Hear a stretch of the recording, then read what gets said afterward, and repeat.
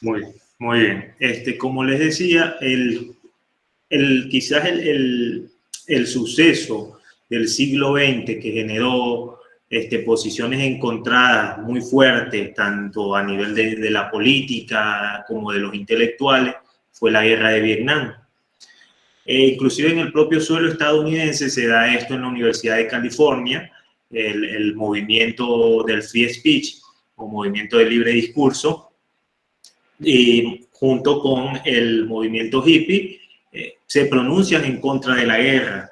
Y Ronald Reagan, que era el gobernador de ese entonces, los cataloga por esa posición, ya que Ronald Reagan era republicano y estaba en favor de la guerra. En cambio, estas personas, estos intelectuales, estos académicos, también estudiantes, se oponían a tal invasión, querían ya el fin de la guerra. Entonces él los declaró como comunistas e inclusive llegó a atentar contra ellos en las propias instalaciones de la universidad, ¿no? Una película que nos muestra perfectamente esto que les estoy hablando la deben conocer, aunque son más jóvenes que nosotros, pero la deben tener allí fresca en la memoria, Forrest Gump, ¿no? En Forrest Gump, cuando Tom Hanks, ¿no?, vestido con su traje de gala del ejército, es reclutado por una manifestación hippie en Washington, D.C. para dar un discurso en contra de la guerra, ¿no? Es famosa porque ahí es donde Tom Hanks se reencuentra o en este caso Forrest Gump se reencuentra con Jenny. Pero volviendo al tema de Pelotón y Good Morning Vietnam, estas películas, el argumento se desarrolla en la propia zona del conflicto, o sea, en Vietnam. Y también nos deja escenas para reflexionar sobre aquello que decía Aquiles, el de que ojalá perezca la guerra. En la primera, en Pelotón, la quema de una aldea vietnamita, destrucción del lugar, asesinatos y violaciones por parte de las huestes del sargento Barnes, representado por Thor Berenger, muestran la deshumanización de los hombres. Pero entre esa degeneración hay otro sargento, el sargento Elías, representado por William Defoe, que trata de poner un freno a semejantes acciones, lo que lo lleva a que posteriormente sea asesinado por Barnes. Acá vemos dos posiciones encontradas y lo resaltante es que es dentro del propio ejército norteamericano, ¿no? Lo que venimos hablando, aquello de Ronald Reagan y los intelectuales de la Universidad de California, lo vemos reflejado en esta película, en el ejército, el que está batallando, el que está en plena guerra. Por un lado, los que solo entienden de que todo lo que sea diferente hay que aniquilarlo. Mientras que la otra posición, la del sargento Elías y lo que lo siguen, es la búsqueda de entender que no todo lo diferente es necesariamente un enemigo. Y inclusive desde esa posición llegan a cuestionarse si el enemigo realmente lo es, o acaso en la guerra todos son enemigos. El individuo, ahorita que estamos en estas jornadas de política, ¿no? Y la relacionamos mucho, la política va de la mano con lo ético. En estas dos posiciones podemos ver que el individuo se pregunta desde su existencia presente, ahonda en la psicología a partir de la confrontación que comienza a tener consigo, con el supuesto aliado, con el supuesto enemigo. La fortaleza de su reflexión ética es puesta a prueba en ese momento, al punto que el soldado Pete Taylor, representado por Charlie Sheen, analiza a través de unas cartas que le envía a su abuelo hasta qué punto el hombre se olvida de sí y comienza a actuar como una bestia, o sea, se deshumaniza. En Good Morning Vietnam, con esto finalizo y le doy paso a mi colega, a mi amigo José Manuel López, pasa algo similar con Adrian Clooney, que es el protagonista representado por Robin Williams. Él es un locutor de radio de que lo llevan a Vietnam por ser muy famoso en Estados Unidos, cuya finalidad es entretener a las tropas mediante la música y los chistes. Y miren la relación acá pendiente, porque aquí está una escena fundamental para entender la relación entre música y cine. A medida que él va conociendo la realidad, que se adentra en esa realidad, la que se vive en Vietnam, comienzan los cuestionamientos sobre la validez de lo que allí sucede, tanto del bando estadounidense como del Vietcong. O sea, él queda como en una posición intermedia, que es una posición novelicista. Una escena que es fuerte, pero que combina perfectamente la relación, cómo la música sirve al cine para demostrar la deshumanización de los hombres a través de la guerra, es cuando en pleno desarrollo de las confrontaciones, ¿no? El tema que suena de fondo es de Louis Armstrong, su canción más famosa, What a Wonderful World, qué hermoso el mundo, ¿no? Y qué hermoso el mundo, pero en ese momento se están cayendo dos posiciones encontradas, llámese estadounidense, vietnamita, llamémosle liberales y comunistas, o en la actualidad rusos y ucranianos se están matando y están matando a inocentes. Ustedes, bueno, y pueden investigar la famosa foto de aquella niña vietnamita que corre desnuda porque el napalm la está quemando, ¿no? Foto que ganó inclusive el premio Pulitzer. Entonces ahí vemos como el director juega perfectamente con estos dos elementos. Y él, a través de la canción le sirve de ironía y le hace de ironía sobre, o sea, el sinsentido de la guerra. O sea, la canción nos va a mostrar que la guerra es un sinsentido, ¿no? Que tanto la guerra de Vietnam como las que ocurrieron antes, ya Primera, Segunda Guerra Mundial, las guerras carlistas en España, la guerra civil, también nosotros hemos tenido nuestras guerras, y como las que han seguido, lo que buscan es más bien acercar al hombre a lo bestial y alejarlo de su esencia, que es la humanidad. Bueno, con esto finalizo y le doy paso al profesor José Manuel. Bueno, yo voy a hacer la segunda parte de, bueno, esta conferencia que en un principio la titulamos Rock y Cine, y bueno, decidimos por cuestiones digamos, de orden del discurso, en términos de orden del discurso, un poco para dialogar la reflexión que trae el profesor Gerardo, colocar primero el cine y, bueno, justamente para cerrar con esa escena de la canción del tema de Louis Armstrong, que es un músico célebre del mundo del jazz, para hablar de otra forma de expresión fundamental que ha problematizado, pensado, reflexionado, interpretado, e incluso, que es lo que es nuestra contribución el día de hoy, ha formado toda una filosofía de la cultura, como lo es el rock, ¿no? Forma de expresión, en este caso,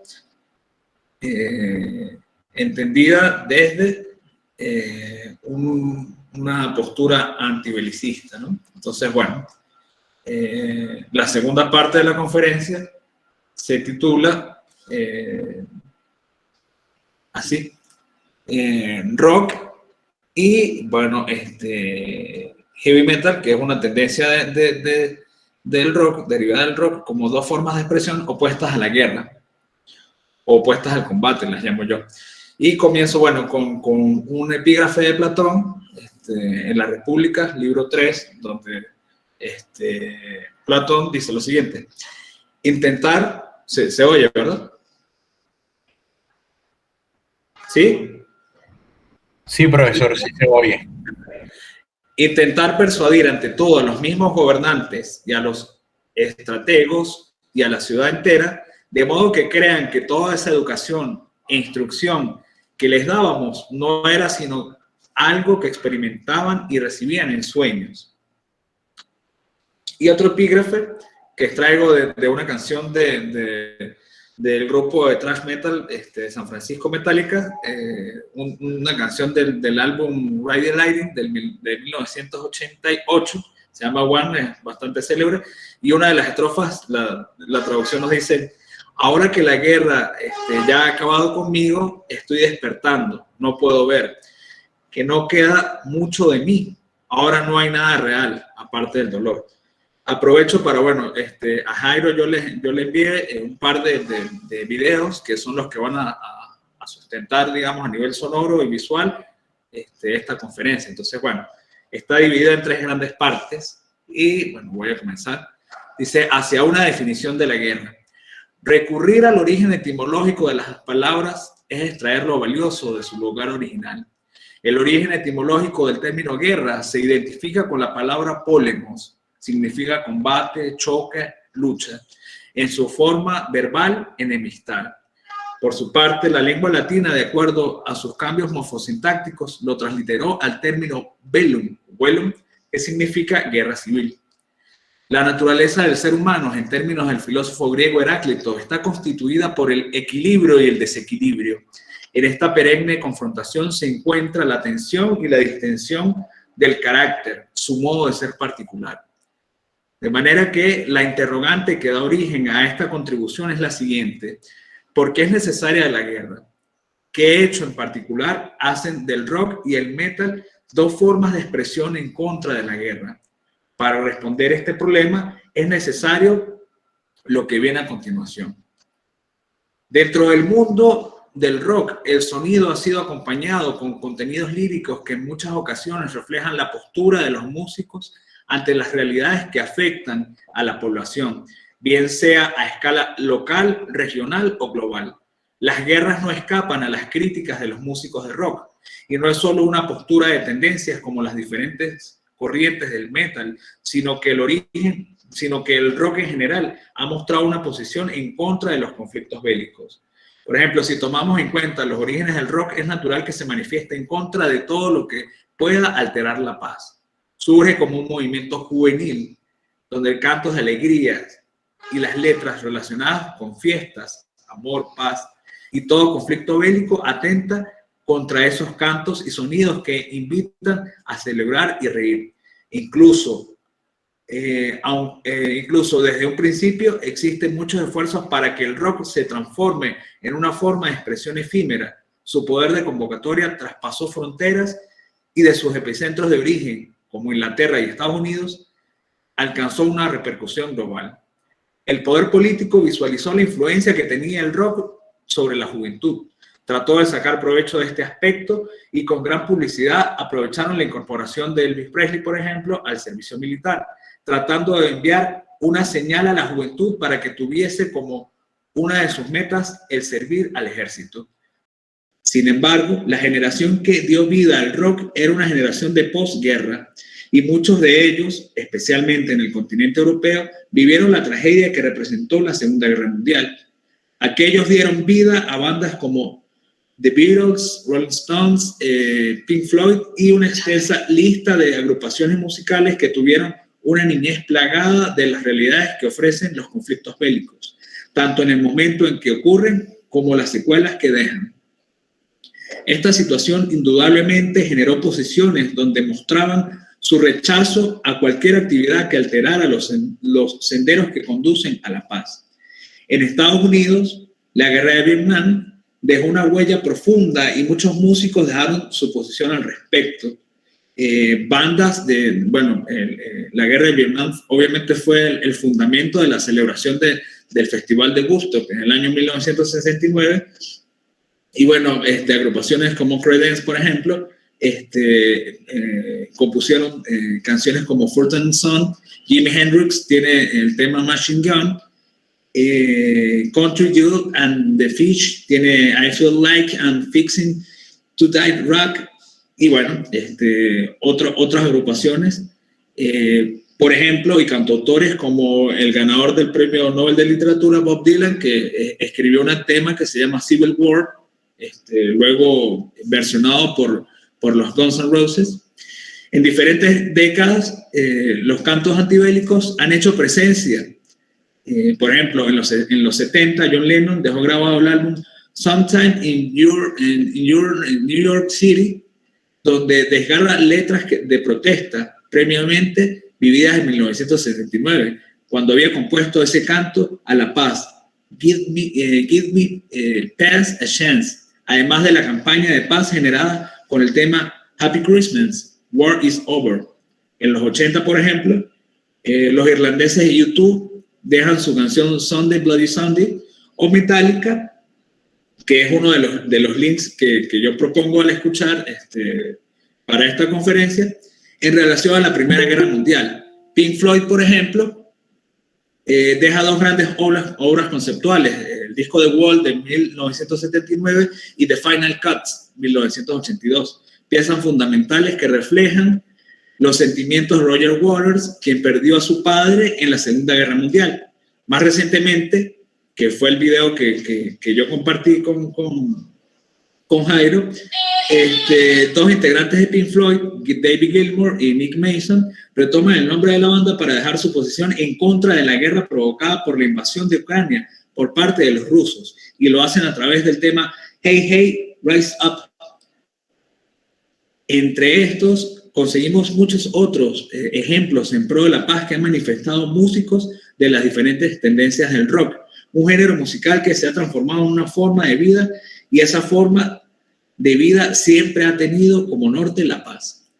La segunda parte comienza con un epígrafe de Sun Tzu y dice: la mejor victoria es vencer sin combatir.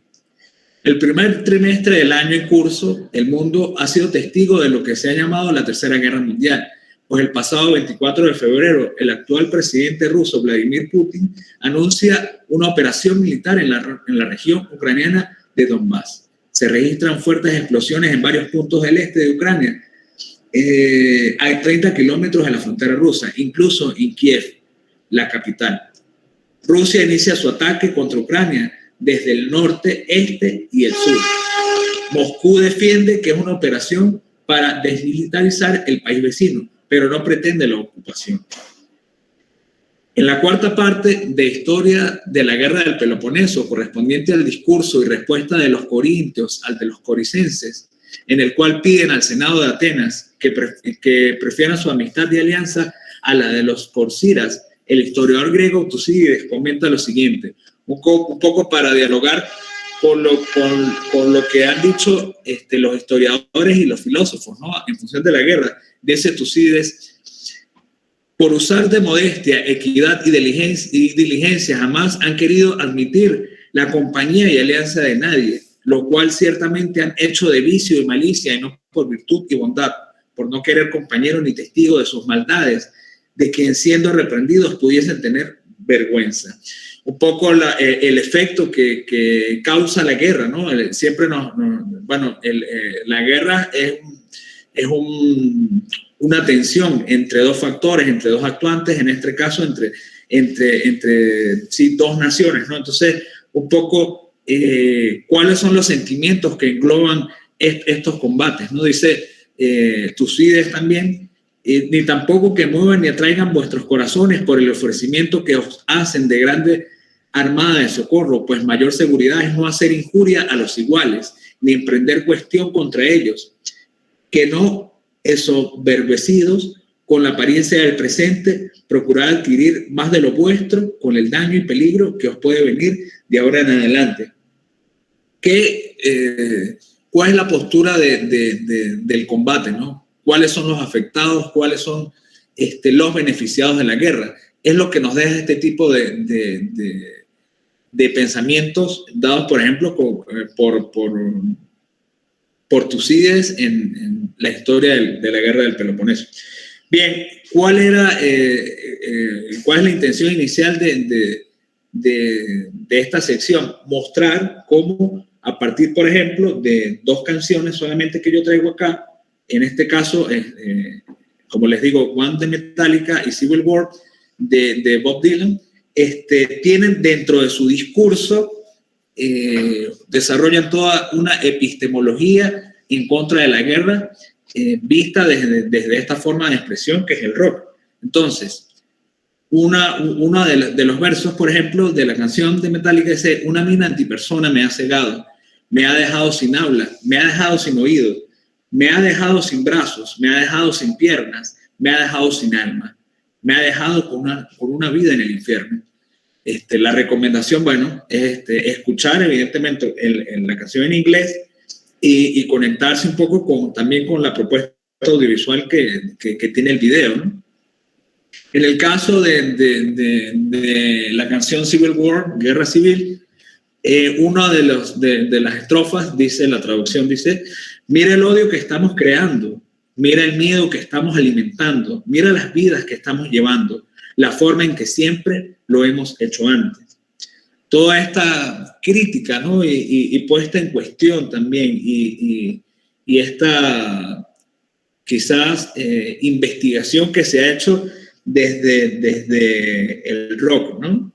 Como forma de expresión también muy influyente a propósito de la guerra de Vietnam. Hay que recordar que, bueno, digamos la razón fundamental por la que surge esta forma de expresión viene dada por este discurso antibelicista. Entonces, bueno, el propósito fundamental un poco de traer esta reflexión y compartirla era, bueno, ¿cuál es el papel del cine? ¿Cuál es el papel de la forma de una forma de expresión como el rock y de la música popular contemporánea en la que nosotros habitamos constantemente? Lo hacemos desde acá, desde estas formas, pero también seguramente vamos a conseguir en cualquier otra una reflexión sobre el tema de la guerra.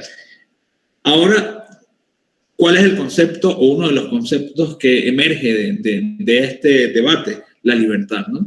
Conviene aquí una reflexión en cuanto al papel que la libertad como idea ha coexistido en acontecimientos y coyunturas tanto de la historia del arte como del pensamiento. Un referente similar, casi 2 siglos previos, se vio en la obra de Beethoven, por ejemplo, específicamente su tercera sinfonía. La música que nosotros llamamos académica, en este caso, bueno, Beethoven es un compositor del clasicismo, tiene su tercera sinfonía titulada La Heroica, cuyo concepto era el de la libertad, plantear la libertad a partir de la sinfonía.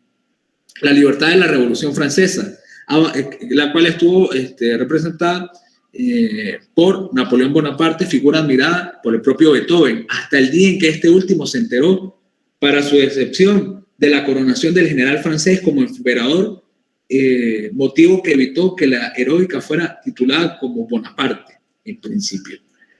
La libertad fue uno de los ideales referenciales de la Revolución Francesa como proceso que simbolizó el final del antiguo régimen, al menos a nivel aparente, en el caso de Francia, y el cual, con la invasión napoleónica, se expandió por toda Europa como pólvora. También repercutió en el pensamiento filosófico posterior. Tales son los casos de la crítica que hace Kant, por ejemplo, en el texto que es la Ilustración, como su antítesis a Hegel, el cual vio el devenir de la invasión napoleónica en términos de un fin de la historia, entendida a partir de lo que Hegel plantea como la dialéctica del amo y el esclavo.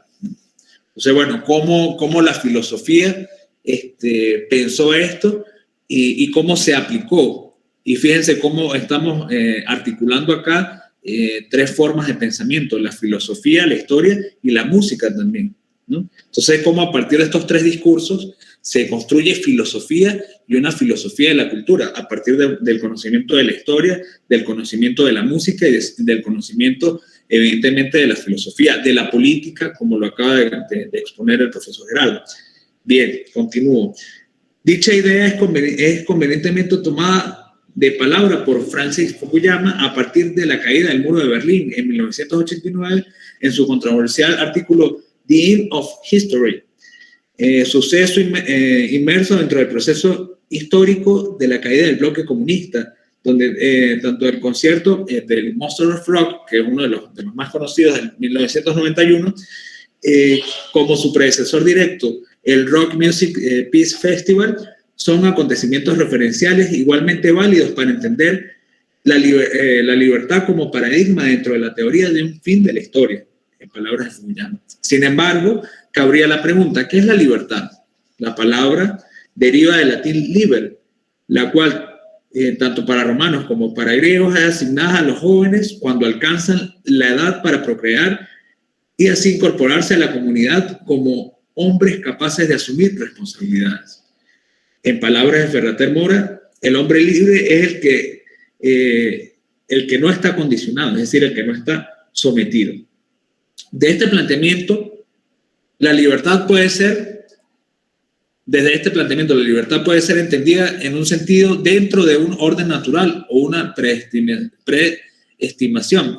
Otro sentido, dentro de un orden social o político entendido como independencia y autonomía de una comunidad en pro de regir sus propios destinos, y también una libertad entendida como personal, independencia de las coacciones y restricciones de la comunidad, sea como sociedad o como Estado. Esta última es la noción que ganó más fuerza entre los socráticos y los estoicos, por ejemplo, que entendían a las pasiones inclusive como parte de un principio de opresión.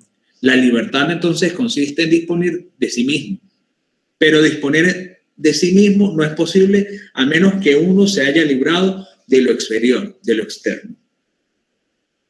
Grandes interrogantes avisoran así el camino de la sociedad rusa del poscomunismo, tales como: ¿estaba lista esta juventud del concierto, por ejemplo, del Monster of Rock, para asumir el reto de una ciudadanía libre del comunismo con los deberes y responsabilidades que esto conlleva? Es allí donde puede verse cómo la libertad individual, incluso personal, es visible en la puesta en escena de las distintas agrupaciones de heavy metal en el concierto. Tendería a chocar en buena medida con la libertad y responsabilidad que una Rusia postcomunista en su conjunto, encabezada por Boris Yeltsin, le costaría llevar a esa juventud, como a sus ciudadanos en general. Pero de esas vicisitudes se vieron reflejadas en los apuros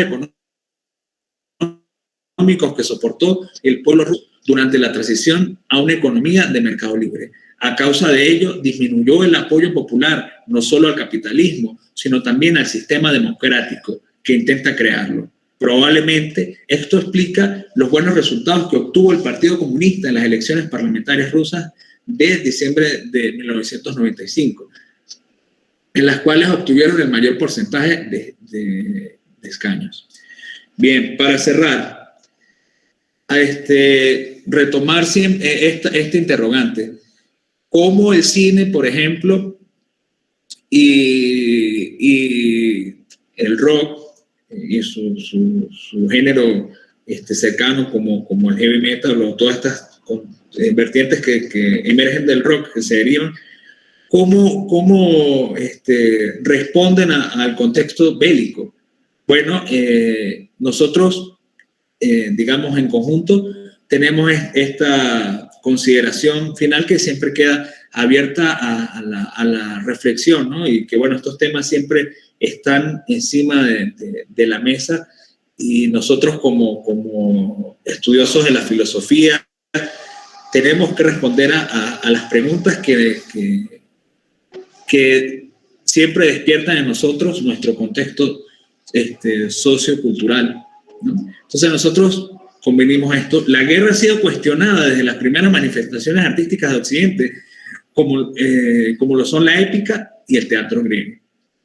Tal posición ha sido asumida refiriéndonos a nuestra contemporaneidad por la música, en este caso el rock y el metal, y por el cine a través del género bélico. Dos formas que buscan alertar al hombre sobre las consecuencias devastadoras que solo puede dejar la guerra, la destrucción sistemática y en algunos casos instantánea de una nación, familias incompletas por causa de pérdidas, inclusive el concepto de país, su arquitectura, sus expresiones culturales, su organización política, su actividad económica y su manera de valorar la vida. Muchas gracias. Gracias a usted, profesor. Pasamos a la ronda de preguntas. Si alguien tiene alguna pregunta, la puede dejar por el chat o levantar la mano y se le abre el micrófono y el espacio. Entonces pasamos con ronda de preguntas. Vamos pasando de 3 en 3. Entonces le dejo el espacio al auditorio.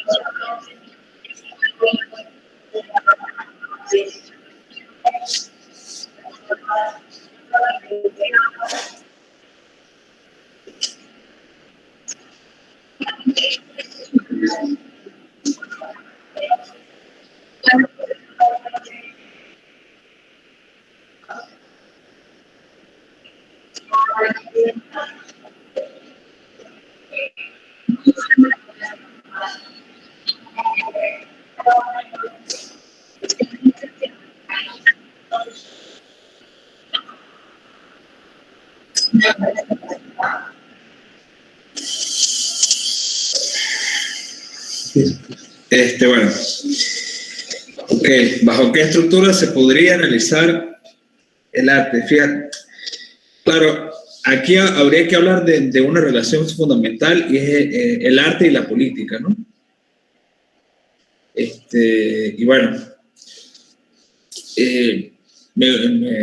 me atrevo a responderte de esta manera. Por ejemplo, cuando pensamos en el caso del rock, figuras como John Lennon, por ejemplo, ¿no? El arte y la música, bueno, Lennon evidentemente fue un partícipe de la política, ¿no? Tanto que, bueno, uno de los mitos que hay alrededor, en torno a la muerte de Lennon, es que, bueno, que un fanático, el fanático que lo asesinó, entre otras cosas, por su discurso, ¿no? Por su discurso reaccionario, sí, su discurso irreverente y su discurso evidentemente político. Los últimos días de Lennon estuvieron incluso muy involucrados con la política, al punto de que, bueno, que eso le causó ese peligro. Ciertamente, el arte y la política van de la mano. De hecho, dentro de la historia del arte, nosotros vemos cómo los artistas, músicos, cineastas, pero también pintores, escritores, ¿no? y evidentemente, bueno, filósofos también, han estado involucrados con determinados sistemas políticos. Y bueno, siempre este tema es un poco, o se torna un poco controversial y delicado, porque es tomar partido de alguna de los bandos, ¿no? O de alguna de las identificaciones políticas, ¿no? Entonces, por ejemplo, pasa que en el arte, bueno, al menos nosotros pensamos, bueno, estamos en Latinoamérica y es bueno pensar en Latinoamérica siempre, porque es algo que nos rodea a nosotros. El arte siempre ha estado involucrado con la izquierda, ¿no? Un poco para ubicarnos, ¿no? Pensamos cómo los artistas o los artistas más significativos de Latinoamérica siempre han sentido esa simpatía por la izquierda. Tomamos el caso de los escritores García Márquez, por ejemplo. Se identificó plenamente con la Revolución Cubana, ¿no? Y bueno, eso le trajo también a él, le abrió las puertas en muchos lugares y se las cerró en muchos otros también, ¿no? Entonces, ¿bajo qué sistemas políticos? Bueno, es el otro tema o el otro problema que hay, porque el artista como tal, sí, muchos artistas toman, digamos, una posición política, pero eso tampoco quiere decir que uno pudiese juzgar al artista por su ideología política. Voy a decirlo de esta forma. En el caso, por ejemplo, exacto de John Lennon, o en el caso de García Márquez, o en el caso de cualquier otro artista, tal vez su posición política no tiene por qué ser juzgada en función de su obra. Dicho de otra forma, a veces pensamos que por su posición política los artistas tienen tal o cual estilo, y no es así, ¿no? Evidentemente, bueno, siempre hay una identificación con una ideología, pero, a ver, el arte, y creo que esto es algo que para todos, digamos, es como un acuerdo, el arte siempre traspasa ideologías, porque el arte no es ideología, ¿no? El arte siempre está más cercano a la filosofía, ¿no? Y, digamos, es un saber, ¿no? Es un saber, es un hacer, ¿no? Es un producto. Entonces, a diferencia de la política, que está vinculada a la ideología, está como en otro plano, ¿no? Pero siempre tenemos que tener presente que, bueno, el arte está mucho más cerca de la filosofía. Incluso sabemos que en algunas ocasiones de la historia se ha puesto por encima a los artistas y por debajo de los filósofos. Entonces, bueno, un poco la idea es que bajo qué sistema o postura o estructura política, bueno, cada uno sería una forma de estudiar a un artista. Por ejemplo, si a cada uno de nosotros nos gusta la vida de determinado artista, vuelvo a poner el caso de Lennon, que es bastante conocido, bueno, podemos estudiar un poco su tendencia política, pero eso no nos da quizás una idea de una parte de su concepción, pero no determina todo su trabajo artístico en este caso, ¿no? O sea, bueno, no sé si... Sí, así es. ¿Qué estructura, te entiendo? O sea, ¿dónde o en qué estructura puede el arte surgir de mejor manera? No la hay. No la hay. Lo que pasa es que también, y aquí voy a recurrir un arte que probablemente les puede causar algo de ruido, ¿no? Pero el maestro de las telenovelas latinoamericanas, José Ignacio Cabruja, va a decir algo muy relevante. Latinoamérica, y vamos a pensar Latinoamérica, y estamos en Latinoamérica y nos interesa este contexto. Latinoamérica, quizás la gran manifestación artístico-cultural que inventa es la telenovela. Eso lo va a decir Cabruja. Y si nosotros vemos a Latinoamérica es como una telenovela romántica. O sea, nosotros todo lo definimos desde lo bueno. Si estamos en un lado son los buenos, y entonces por tanto los demás son los malos. Somos extremistas, somos románticos y vamos a nuestras ideas a por todas. Tenemos, y eso que va a llamar Bertolt Brecht, el distanciamiento. Eso en Latinoamérica nos falta, el distanciamiento, el sentarnos a reflexionar, a no ser tan romántico. Y el arte en Latinoamérica sufre de ese problema, y también lo sufre la política. Por eso, o somos de izquierda y la derecha es nuestro enemigo, o somos de la derecha y la izquierda es nuestro enemigo, ¿no? Y como lo digo yo en la ponencia, o hacerlos sucumbir o sucumbir ante ellos. Pero esas son nuestras posiciones extremas. No tenemos ese distanciamiento que nos lleve a ser capaces de reflexionar. Y no está solamente en el arte, también lo vemos en la filosofía. Y es quizás una de las características, quizás en Europa lo vemos menos, ¿no? Una anécdota, por lo menos Eurípides, aquel gran trágico, era crítico del sistema ateniense, era crítico de Pericles. Sin embargo, a Eurípides nunca se le impidió presentar sus obras. Las Troyanas es una obra que va en contra de Atenas. Las Troyanas es una obra que va en contra de Atenas, sin embargo, nunca se le quitó a Eurípides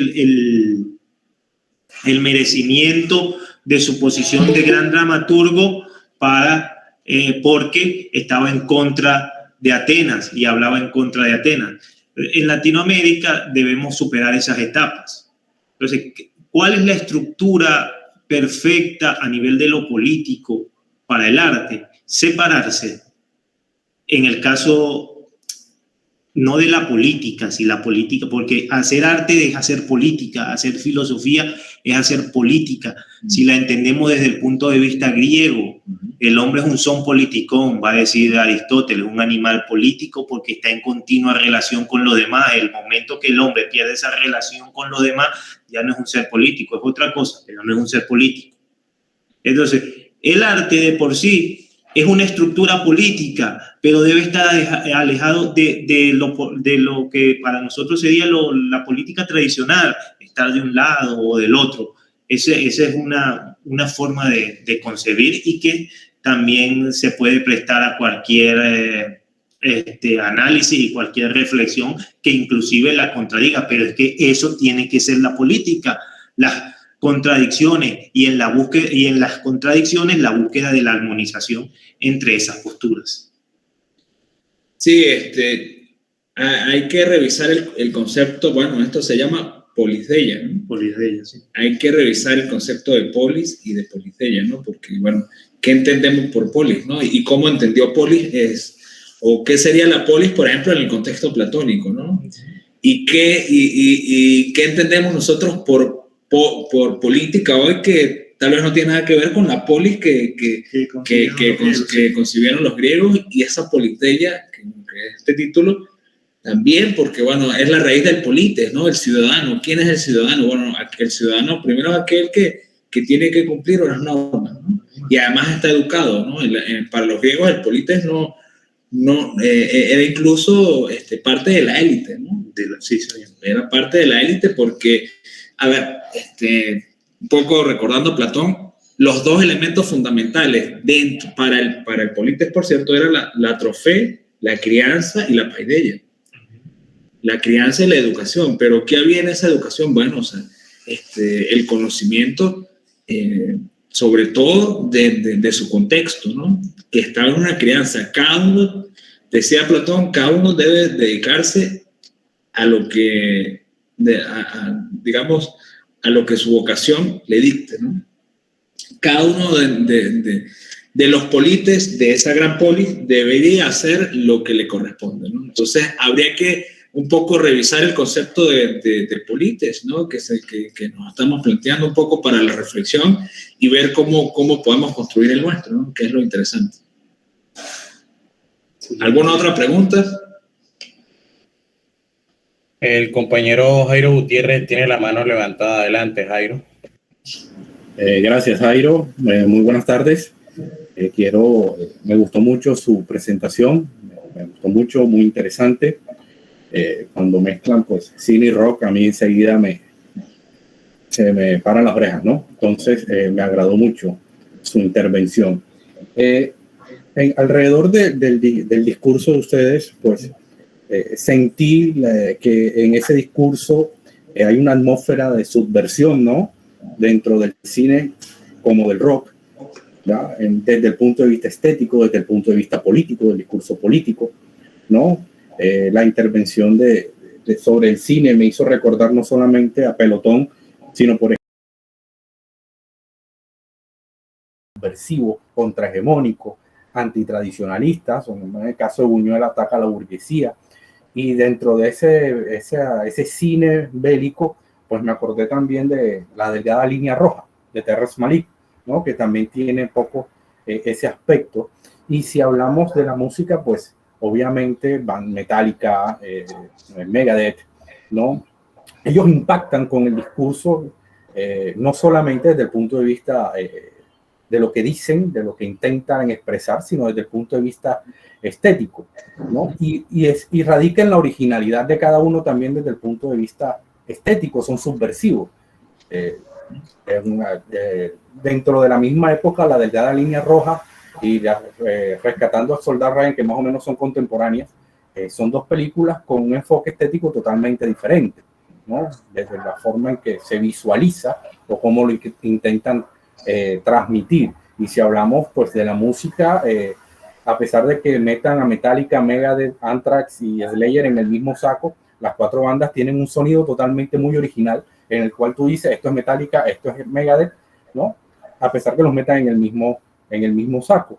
Y precisamente para allá va mi intervención, porque siento que ese algo subversivo, y lo llamo así, o disidente, dentro del cine y de la música, se ha perdido un poco, se está diluyendo, se ha reducido. De pronto es por la lógica del mercado. El mercado consume todo, lo se apropia y pues impone unos códigos que infortunadamente bandas tienen que seguir, ¿no? Y pues sentimos varios que nos gusta esto, que esa impronta subversiva del cine y del rock y de la música que antes se tenía, pues se ha perdido, ¿no? Y solo toca a veces irnos a la nostalgia, ¿no? De Metallica, de Black Sabbath, irnos a Buñuel, irnos un poco a Terrence Malick, llegar a las primeras películas de Oliver Stone, ¿no? Para poder hallar algo de esa subversión, siempre nos queda pues esa nostalgia. Y si hablamos de otro género, por ejemplo, Jorge Barber, el español, que tiene una forma muy particular de hacer música y siempre está en constante búsqueda de nuevos comportamientos sonoros, ¿no? Es muy interesante este autor español. Entonces mi pregunta es la siguiente, a partir de lo que ustedes expresaron, y pues si aceptan la premisa de que pronto este aspecto subversivo, disidente de la música y del cine se ha perdido, es ¿por qué caminos deberíamos recorrer para rescatar esa actitud subversiva dentro de la música y el cine, pero también que nos brinde la oportunidad de nuevas experiencias estéticas, sonoras y visuales, ¿no? Nuevos comportamientos de imágenes y comportamientos sonoros? ¿Cómo podríamos intentar volver a rescatar esa actitud subversiva que en otra hora estaba dentro del rock y de pronto a veces se pierde, y dentro del cine? Muchas gracias. Sí, bueno, muchas gracias por tu intervención. Vamos a ser acá concretos. Fíjate, más que ciertamente, bueno, los discursos, más que se hayan perdido, digamos que la música se ha ido como a otros horizontes. Pero concuerdo contigo en esto de que, bueno, tenemos que regresar como a este acervo cultural que nosotros tenemos, tal vez porque la labor, y la respuesta sería esta, la labor es una labor educativa que hay que hacer, ¿no? ¿Por qué nosotros hablamos que tal vez de películas consideradas como clásicos? ¿O por qué se sigue hablando del rock y de unos géneros que ya tienen 50 años o más, ¿no? Quizás una labor educativa, y esto va para todos los ámbitos de lo sociocultural, ¿no? Y de lo político. Pero, por ejemplo, no dialogo mucho con este género, pero si por lo menos pensamos hoy, el caso del trap, por ejemplo, que es un género que tiene mucho auge, cierto ámbito o cierto sector de esa forma de expresión han intentado, que lo hayan logrado, ¿no? Bueno, es otra historia, ¿no? Pero han intentado también acercarse a un discurso bastante crítico, ¿no? Y tratar, bueno, desde sus preocupaciones, inquietudes y afecciones, dar respuesta a este tipo de cosas. Algunos, ¿no? Evidentemente, bueno, todos con lo bueno, las personas que han escuchado ese tipo de expresiones, pues saben que tiene otro contenido, pero tal vez, ¿cómo podemos? Porque creo que va en sintonía con la inquietud que planteas, Jairo, es que es una labor educativa, ¿no? Es una labor educativa que hay que hacer, y una labor, sí, y en esta labor educativa se incluye, bueno, de lectura, de visualidad, de contemplación, ver cómo a través de los diferentes lenguajes plásticos se puede construir, sí, un bagaje cultural, ¿no? Porque ciertamente, bueno, las generaciones de relevo, las generaciones hoy necesitan un poco de eso, y creo que nosotros, digamos, los que estamos ahora en esto de la enseñanza, tenemos ese deber, ¿no? Y bueno, tal vez un poco también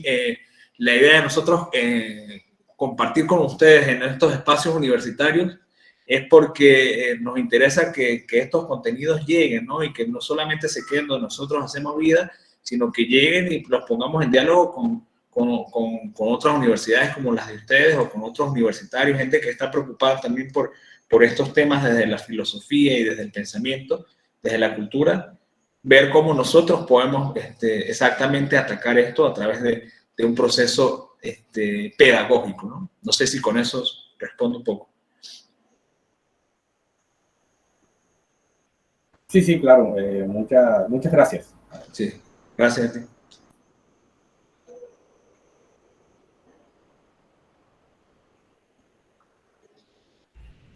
No sé si alguien tenga alguna otra pregunta, ya saben, puede levantar la mano o dejar su pregunta en el chat.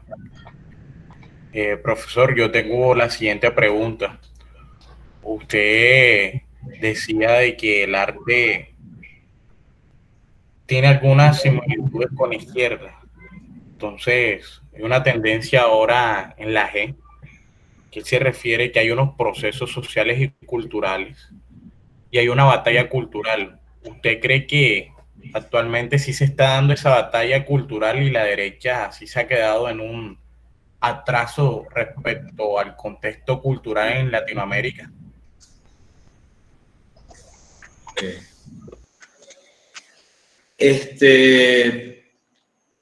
Pues yo lo he pensado en función de esto. La izquierda ha sido muy inteligente en qué, y lo conversamos un poco antes de venir para acá, por lo menos te puedo hablar del caso de Venezuela, ¿no? Y lo hemos conversado nosotros también, a través de otros medios. El caso de Venezuela, por ejemplo, nuestros escritores, nuestros artistas, nuestros músicos, emblemas de los más relevantes venezolanos, los tomó la izquierda. Ha sido muy astuta. ¿Y por qué? Porque sabe que representan para nosotros algo invaluable en nuestra identidad como nación, ¿no? Y como cultura. La derecha ciertamente, si lo ponemos si me pones así en esa diatriba, ciertamente se ha quedado un poco, digamos, en un...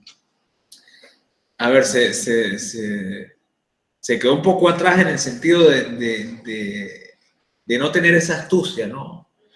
Y me atrevería a decir que es por esto mismo, por esto de cuando tú encasillas siempre el arte en lo político, ¿no? Entonces, claro, lo que comentaba hace rato el compañero Gerardo, cuando tú identificas una obra, un artista con un partido político, entonces viene ya tu juicio a priori, en palabras kantianas, de que, bueno, si no es de mi tendencia política, pues no lo voy a escuchar, no lo voy a leer, no lo voy a ver, en fin, ¿no?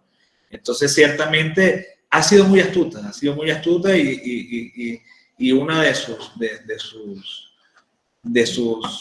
tal vez, la palabra no sería ventaja, pero de sus audacias ha sido esa, ¿no?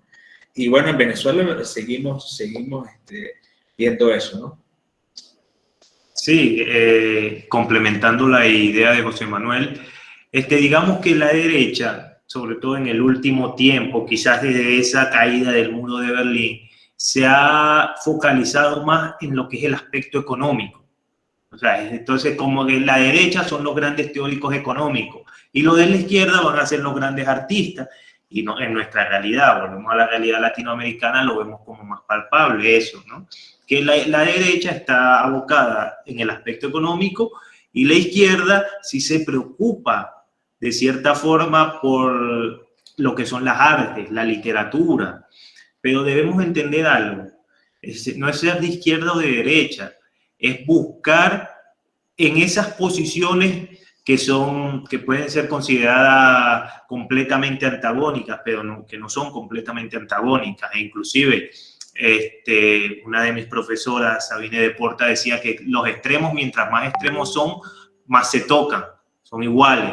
Entonces, la cuestión es buscar, y lo repito nuevamente, se lo dije ya en la respuesta anterior, armonización, que lo decía Jairo, que el arte es subversivo. No es que es subversivo, sino que por su propia posición política, o sea, que busca responder a la ciudadanía, parece tomar una postura política cuando se ve en contra de las élites. Pero no tiene nada que ver. Es más, las élites deberían permitir que el arte llegara a la mayor cantidad posible de individuos, ¿no? Porque incluso, y recuerdo esta anécdota en una batalla romana, cuando estaban haciendo prisioneros, dicen, nosotros vamos a liberar, pero vamos a liberar a aquellos, fíjense que es en plena guerra, y dicen, vamos a liberar a todos aquellos que nos reciten un diálogo de Eurípides, una parte de Eurípides. Fíjense, en plena guerra, que le citen a alguien que era antibelicista completamente, como lo es Eurípides. Podemos decir que inclusive era antiimperialista, porque a pesar de que Nietzsche después lo maltrata en El nacimiento de la tragedia, pero en ese aspecto Nietzsche y Eurípides se parecen. Nietzsche era antialemán, como Eurípides podemos decir era antiateniense, al punto de ser considerado una especie de idiotez, ya que estamos en esto de la política. Idiotez era aquel ciudadano que se alejaba, que no quería entrar en contacto con la vida política, con el hacer de la poli. Claro, era una posición muy... O sea, denigrando a Eurípides, porque en realidad él con sus obras transmitía muchísimo. Entonces, fíjense cómo se sabe valorar el arte de aquel que, si leemos sus obras, es todo lo contrario. Y aquellos ejércitos, aquellos guerreros, les pidieron a estos que recitaran un diálogo de Eurípides para dejarlos en libertad. Entonces, eso es el arte. Y el arte tiene que ser eso. Antes de separar, el arte debe unir. Y la política también debe ser eso. Antes de separar, debe unir, ¿no? Antes de hacer la guerra, buscar la paz. Yo creo que, bueno, para comentarte bueno, y comentarle a todos acá, una experiencia de, bueno, yo acabo de llegar de un viaje y, bueno, me gustaría comentarla, relatarla de modo personal, porque sirve también para ilustrar la pregunta y al mismo tiempo la respuesta, ¿no? de esto. Bueno, la situación que se vive en Venezuela, pues, sigue estando evidentemente marcada por dos polos. Pues, bueno, digamos, la gente identificada con el proceso socialista y la oposición, ¿no? venezolana. Yo acabo de llegar de la Feria Internacional del Libro Venezolano realizada en Falcón, a 10 horas de donde yo hago vida, en los Andes, de nuestra Universidad de los Andes. Y la palabra que estuvo allí presente fue construir, ¿no? Vamos a construir, y me dijeron, José Manuel, vamos a construir, vamos a reconstruir la cultura sin prestar atención a las afiliaciones políticas, porque, bueno, en el caso venezolano, pues eso ha causado a todo nivel social, económico, político, universitario, pues grandes confrontaciones que incluso han llevado, bueno, a la extinción de muchas de nuestras instituciones, ¿no? Entonces, bueno, un poco para responder directamente a esa pregunta de si la izquierda o la derecha, es así bastante tajante. La respuesta que nosotros dimos en esta feria, en este encuentro literario, por cierto, fue eso, ¿no? Construir, ¿no? En función del arte, ¿no? Que es lo que nos convoca. Entonces, bueno, creo que eso funciona un poco para la inquietud, ¿no? ¿Alguna otra pregunta, comentario? Gracias, profesor. No, por el momento no hay más preguntas. No sé si alguien tenga más para ir ya cerrando el espacio. Sí.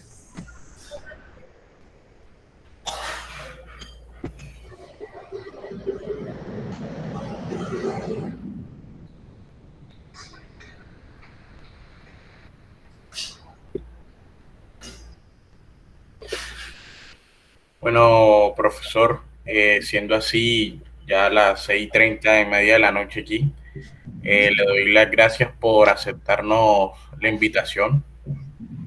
Gracias a ti, bueno, la organización de esta actividad y bueno, siempre pendiente de lo que podamos articular y los aportes que se puedan hacer en función de la filosofía. Listo, profesor. Quedamos pendientes para próximos eventos. Seguro. Es invitar a las personas para el próximo 18 de mayo para el evento de Politeia, donde estará el profesor Eder hablando sobre las cuestiones populistas en Colombia. El profesor Edimer, sociólogo de la Universidad del Atlántico, y la otra semana, el miércoles 18, estará hablando de toda esta problemática del populismo en Colombia. Y para el jueves 19 de mayo tendremos al profesor Ribón, donde él estará hablando de un filósofo moderno como lo es Nicolás Maquiavelo. Estará haciendo una relación de cuál es ese político en relación que organiza Maquiavelo en relación con el político colombiano. Entonces les extiendo la invitación para el próximo 18 con el profesor Eimer, ya saben, populismo en Colombia. 19, Maquiavelo y su relación con el político ideal colombiano. Entonces, muchas gracias a todos por la asistencia y gracias a usted, profesor, por sacar su disponibilidad. A los dos, muchas gracias y excelente.